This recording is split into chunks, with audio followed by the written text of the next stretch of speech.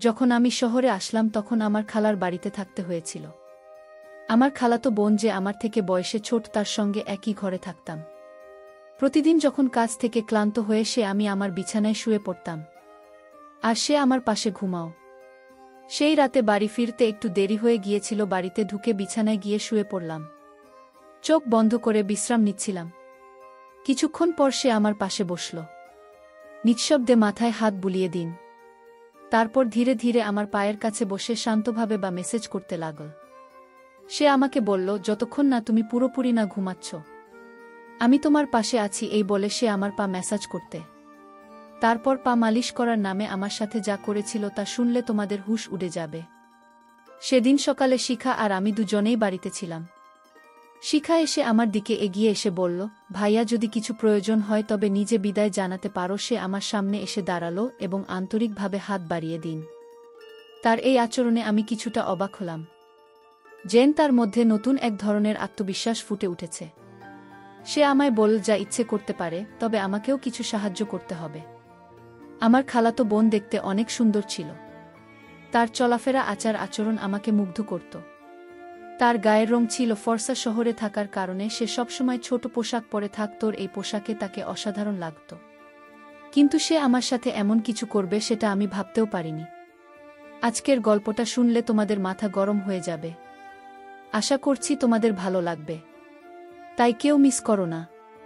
আমার নাম অনেক, যে ঘরে আমি থাকছিলাম। প্রথমে ভেবেছিলাম সেই মেয়ে বয়সে বেশ ছোট হবে, কিন্তু পরে বুঝলাম তেমন নয়। আমি কাজের প্রয়োজনে শহরে এসেছিলাম এবং খালুর বাড়িতে থাকছিলাম, কারণ মা চাইছিল না যে আমি অন্য কোনো জায়গায় থাকি। মা বলেছিলেন, শহরে তো তোমার খালুর বাড়ি আছে, সেখানে থাকাই ভালো। শহরে এসে একটি ভালো বেতনের চাকরি পেয়েছিলাম। যখন খালুর বাড়িতে পৌঁছলাম দেখি বাড়িটি বেশ ছোট। আমাদের গ্রামে বড় বাড়িতে থাকতাম, আর এখন শহরে এই ছোট্ট বাড়িতেই থাকতে হবে। এই বাড়িতে একটি ছোট রান্নাঘর, একটি বেডরুম এবং একটি ছোট হলরুমে ছিল। বাড়িতে খেলখাল আর তাদের মেয়ে থাকত। খালু গ্রামের সবার কাছে বলতেন যে শহরে তার বড় বাড়ি আছে। তাদের মেয়ে শিখা এখন 14 বছর বয়সে, স্কুলে পড়ছে। শিখাকে নিয়ে আমার কিছুই জানা ছিল না। যখন সে আমার জন্য এক গ্লাস জল নিয়ে এলো, আমি অবাক হয়ে দেখলাম। শেষবার যখন দেখেছিলাম তখন সে মাত্র 9 বছর ছিল। এখন সে অনেক বড় হয়ে আরও সুন্দরী হয়ে উঠেছে। আমি জল খেলাম। এরপর খালা আমার জন্য কিছু নাস্তা নিয়ে এলেন।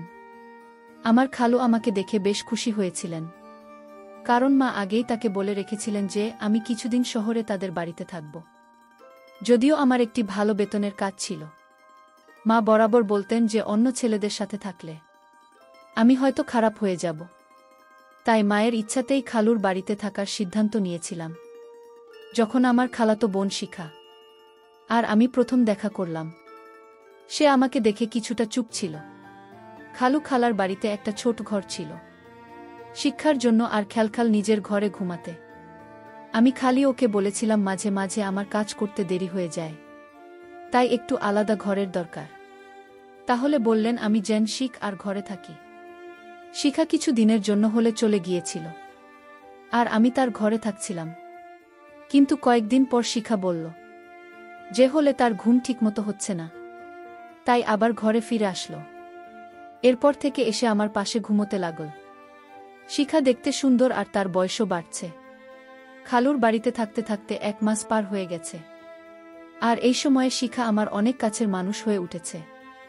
আমরা মাঝে মাঝে অনেক রাত পর্যন্ত জেগে গল্প করতাম। আমরা বিভিন্ন বিষয় নিয়ে গল্প করতাম। আমার বিষয় জানার তার ভীষণ আগ্রহ ছিল, যা আমাকে বারবার ভাবিয়ে তুলেছিল। সে সবসময় আমার কাছাকাছি থাকতে চাইত। মাঝে মাঝে খাল আমাদের গল্প করতে দেখতেন, কিন্তু তেমন কিছু বলতেন না, কারণ খাল আমাকে ভীষণ বিশ্বাস করতেন। এক রাতে আমি দেখি শিখা তার ফোনে কিছু দেখছে। কৌতূহলবশত আমি তার ফোনে উকি দিতে গিয়েছিলাম, কিন্তু সে সঙ্গে সঙ্গে ফোন বন্ধ করে দিল। তখন আমি তার কাছে ফোনটি চাইলাম, কিন্তু সে ফোন না দেওয়ার জন্য অনুরোধ করুন। আমি কিছু না বলে একদিকে ফিরে শুয়ে পড়লাম, কিন্তু কিছুক্ষণ পর তাকে দেখেছি ঘুমিয়ে আছে। শিখার ফোনটি তার মাথার পাশেই রাখা ছিল, তাই আমি আস্তে করে ফোনটি হাতে নেওয়ার চেষ্টা করলাম। সেই সময় শিখা পাশে ফিরল। আমি দেখি তার মুখে একটা মৃদু হাসি, যা দেখে বুঝতে পারলাম সে আসলে ঘুমায়নি। তাড়াতাড়ি ফোনটি হাতে নিয়ে খুলতে গিয়েছিলাম, কিন্তু ফোনটি লক ছিল। শিখা তখন হাসছিল। বুঝলাম হয়তো সে আগে থেকে সব জানত। কিছুক্ষণ পর আমি চুপচাপ ঘুমিয়ে পড়লাম। এরপর কিছুদিন কেটে গেল, আর আমার মাসের বেতনও এসে গেল। খালুর বাড়িতে নিজের বাড়ির মতোই মনে করে। শিক্ষার জন্য একটি নতুন পোশাক, খালুর জন্য ফরমাল পোশাক, আর খেলার জন্য একটা সুন্দর শাড়ি কিনে বাড়ি ফিরলাম। আমি শিক্ষার জন্য কিছু জিনিস কিনে নিয়ে আসলাম, যা দেখে খালা খুব খুশি হলেন। শিখা এখন আমার সঙ্গে আগের চেয়ে অনেক কথা বলতে শুরু করেছিল। এমনই এক রাতে আমি জল খেতে উঠে দেখি শিখা আমার পাশে নেই। ঘরের দরজাটা খোলা ছিল। বাইরে গিয়ে দেখি রাত তখন 2টা বাজে। শিখা হলে পর্দা সরিয়ে কিছু দেখার চেষ্টা করছে কৌতূহলবশত। আমি তার পিছনে দাঁড়িয়ে দেখার চেষ্টা করলাম যে সে এত রাতে কি দেখছে। শিখার পাশে দাঁড়ালাম। আমি বললাম, শিখা, এটা ঠিক নয়। রাতে মা বাবার ব্যক্তিগত সময় উকি মারা মোটেই সঠিক নয়। শিখাকে এভাবে দেখায় আমার একটু বিরক্ত লাগল, আর সে দ্রুত ক্ষমা চেয়ে উঠল। ভাইয়া, দয়া করে এই বিষয়টি নিয়ে কাউকে বলো না। আমি আর কখনো এমন কিছু করব না। আমি কিছু বুঝতে পারিনি। আসলে শিক্ষার ভুলটা হয়তো খুব বেশি ছিল না। খেলার মেয়েটা বড় হয়ে উঠেছে, আর তাদের এখন কিছুটা ব্যক্তিগত পরিসর দরকার। পরের দিন আমি খালি ওকে বললাম, খালু আসার সময় এসেছে। আপনি একটা বড় বাড়ি কেনার কথা ভাবেন। আমি কাল ওকে বললাম, এখন আমাদের শিখা বড় হচ্ছে, ওর নিজের একটা আলাদা ঘর দরকার। আপনাদেরও বড় বাড়ি হলে সবার জন্য ভালো হবে। খেলো বললেন, 3 জন মানুষের জন্য বড় বাড়ি দরকার নেই। তুমি এসে চতুর্থ হয়েছে, কিন্তু আমাদের এখনো কোনো অসুবিধা হচ্ছে না। তাহলে বড় বাড়ির প্রয়োজন কেন? খালুর এই উত্তর শুনে আমার মুখটা একটু মলিন হয়ে গেল। ঠিক তখনই আমার ফোন বাজে। ফোনে মা ছিলেন। মা বললেন, আমি তোমাকে একটি মেয়ের ছবি পাঠিয়েছি, দেখো তো তোমার কেমন লাগে। আমি মাকে জানালাম মেয়েটি দেখতে বেশ ভাল লেগেছে। মা এতে খুশি হয়ে জানালেন 20 দিনের মধ্যে বিয়ের ব্যবস্থা করবেন। 20 দিন পর আমার বিয়ে হয়ে গেল। কিছুদিনের ছুটি কাটিয়ে আমি আবার কাজের জন্য শহরে ফিরছিলাম। তখন মা বললেন, তোমার স্ত্রীকে সঙ্গে নিয়ে যাও। এরপর আমি আমার বোন তানিয়াকে নিয়ে শহরে চলে এলাম। প্রথমে আমরা খালুর বাড়িতে উঠলাম। শিখা তখন তার ঘর ছেড়ে বাবা মায়ের সঙ্গে হোলঘরে ঘুমাত। আমাদের ঘরটি আমার তানিয়ার জন্য ছেড়ে দিল। তানিয়াকে নিয়ে শহরে আসার দ্বিতীয় দিন পার হয়েছিল। এরপর হঠাৎ এক রাতে কিছু অপ্রত্যাশিত ঘটনা ঘটে। আমি যখন আমার স্ত্রী তানিয়া পাশে নিয়ে ঘুমাচ্ছিলাম, হঠাৎ দেখি হোল থেকে উকি দিচ্ছে। তাকে দেখে আমি দ্রুত তানিয়ার পাশ থেকে উঠে বসলাম। আমাকে উঠতে দেখে সে চুপচাপ সরে গেল। তখন আমি ভাবতে লাগলাম, যদি তানিয়া এই শহরের পরিবেশে মানিয়ে নিতে পারে, তাহলে আগামী মাসে আমরা আলাদা থাকার জন্য একটি ঘর খুঁজে নেব। কারণ আমি শহরে আসার পর থেকেই আমার খালাতো বোন আমাকে বিশেষ নজরে রেখেছিল। কিন্তু জানি না কেন, কিন্তু 5 দিনের মধ্যেই তানিয়া শহরটিকে অপছন্দ করতে শুরু করল। সে বলল, আমি এখানে বেশি দিন থাকতে পারব না। গ্রামে থাকার অভ্যেস আছে আমার, এখানে জল, এখানে বাতাস, কিছুই আমার ভালো লাগছে না। হঠাৎ করেই তানিয়ার শরীর খারাপ হতে লাগল। অনেক দিন ধরে শহরের জলে আমার কোনো সমস্যা হয়নি, কিন্তু তা নিয়ে আর শারীরিক অবস্থা খারাপ হতে শুরু করল।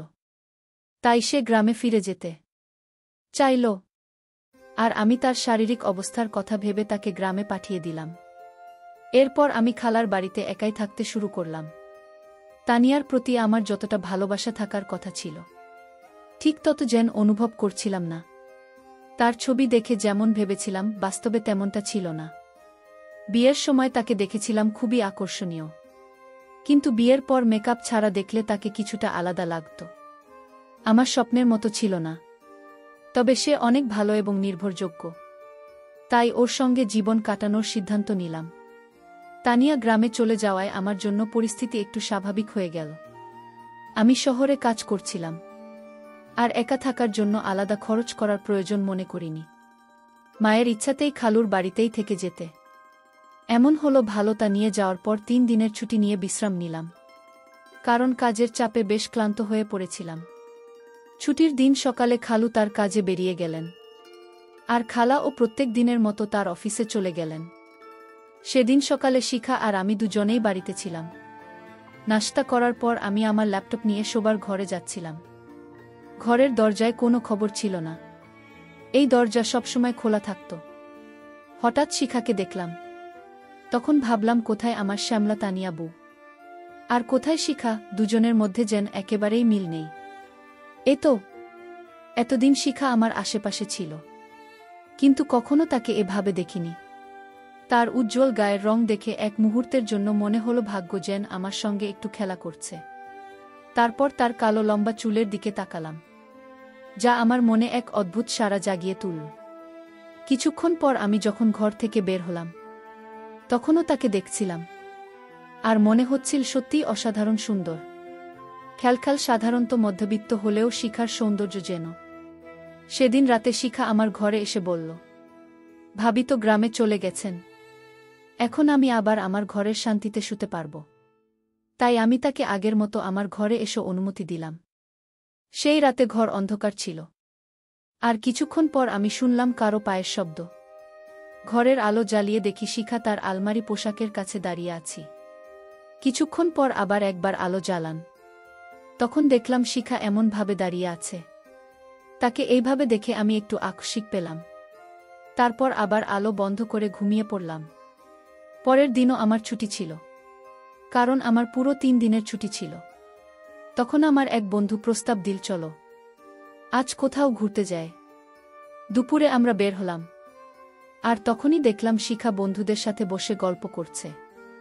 এরপর আমি উঠে গিয়ে শিখার সাথে দেখা করলাম এবং জিজ্ঞাসা করলাম এটা কি হচ্ছে। সে আমাকে তার এক বন্ধুর থেকে আলাদা করে নিয়ে বলল, আমি আজ রাতে তোমার সব প্রশ্নের উত্তর দেব। তুমি এখন এখান থেকে চলে যাও প্লিজ। আর হ্যাঁ, আমি না বলা পর্যন্ত চুপ থেকো। এরপর রাতে কালুখা ঘুমিয়ে যাওয়ার পর আমি শিখার কাছে গেলাম এবং জিজ্ঞাসা করলাম, আচ্ছা এখন বল। শিখা বলল, এটা হল উচ্চমানের জীবনের কিছু অংশ। কেন, আমি কি এভাবে থাকতে পারি না? শিখার 18 বছরের একটি মেয়ে হলেও তার কথাবার্তা ও আচরণে এক ধরনের পরিবর্তন লক্ষ্য করলাম। সেদিন রাতে আমি তাকে দূরে রেখে শুয়ে পড়লাম এবং সকালে ওঠার আগে ঘর থেকে বেরিয়ে গেলাম। আমি বসার ঘরে বসে সকালের নাস্তা করছিলাম। তখন দেখলাম শিখা একটু অস্বাভাবিকভাবে হাঁটছে। বুঝতে পারছিলাম না কেন সে এমনভাবে হাঁটছে। মনে হল হয়তো তার পায়ে কিছু হয়েছে। যখন খালা শিখাকে এভাবে হাঁটতে দেখলেন, তিনি জিজ্ঞাসা করলেন, শিখা তুমি ভাবে হাঁটছ কেন? শিখা বলল, আমি পায়ে ব্যথা পেয়েছি। আমার কাছে ব্যাপারটা স্বাভাবিক মনে হচ্ছে না, কারণ শিখা হঠাৎ করে ব্যথা পাওয়ার কোনো কারণ নেই। আমি শেখাবে বললাম, তোমার পায়ে কি হয়েছে? শিখা বলল, পরে বলবো। আসলে শিখার পায়ে কোনো ব্যথা ছিল না, সেটা তার অভিনয় ছিল। রাতে যখন শুতে গেলাম, শিখা তখন পায়ের ব্যথায় কান্না করতে লাগল। আমি বললাম, আমি তোমার পায়ে মালিশ করে দেয়, তাহলে হয়তো তোমার পায়ের ব্যথা কিছুটা হলেও কমবে। সে বলল, ঠিক আছে। আর শিখা আমার কাছ থেকে এটাই চেয়েছিল। আমি শিখাকে যখন পায়ে মালিশ করে দিচ্ছিলাম, সে তখন বলল, আর লাগবে না, আমার ব্যথা কমে গেছে। আমি বললাম, যতক্ষণ পর্যন্ত তুমি না ঘুমাচ্ছ ততক্ষণ পর্যন্ত আমি তোমার সেবা করব। কিন্তু আমি বুঝতে পারছিলাম যে শিখা আমার সাথে নাটক করছে, আর কিসের জন্য করছে সেটাও আমি খুব ভালো করে জানি। আমি ভাবতে লাগলাম, আজ একটা বিশাল সুযোগ এসেছে। আজকের সুযোগ কখনো হাতছাড়া করা যাবে না। আর সেদিনই আমি তার সকল কিছু, মহামূল্যবান সম্পদ চুরি করে নিয়েছিলাম।